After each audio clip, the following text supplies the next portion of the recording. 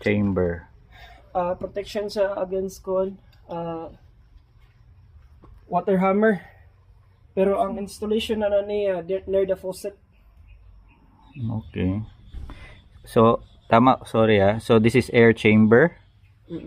Nya, kung tanggalin nato ni, pwede dire ibutang ang bladder pump or bladder tank. So, after bladder tank, mo connect otro, tama ning position sa, sa pressure switch. Mo nang setup.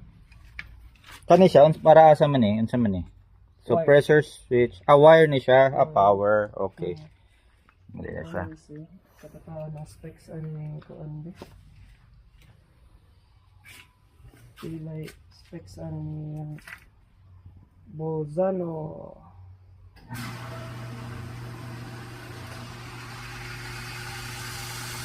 Di man pagka makaingon na defective ang pressure switch. Really? Ito na siya suwayan o kon. How do we check na ano pa ni siya? Dili ni siya defective. Baka mo siya nag-abnormal. Ang diagnosis nimo nag-abnormal siya because walay bladder tank. Dili gina siya ang Di pa ka sure. Di pa ko sure. Okay. But usually, it's my first time na nakakita ko og booster Na pump na wala gigamitan. wala.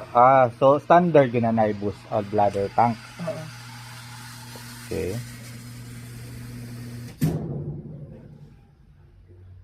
No, I'm pretty sure. Kasi 'di ba parang makita mo ganina nag 40 asa man to. Magnanan siya dire.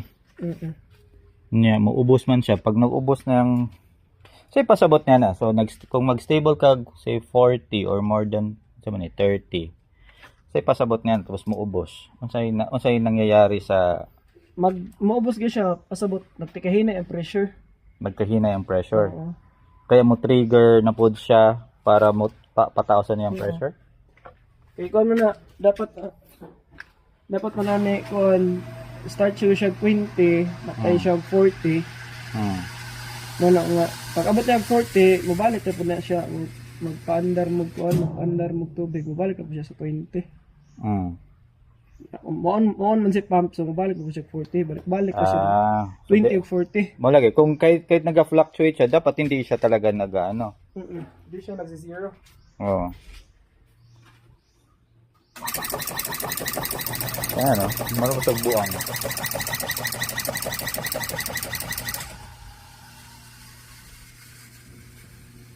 Pressure switch.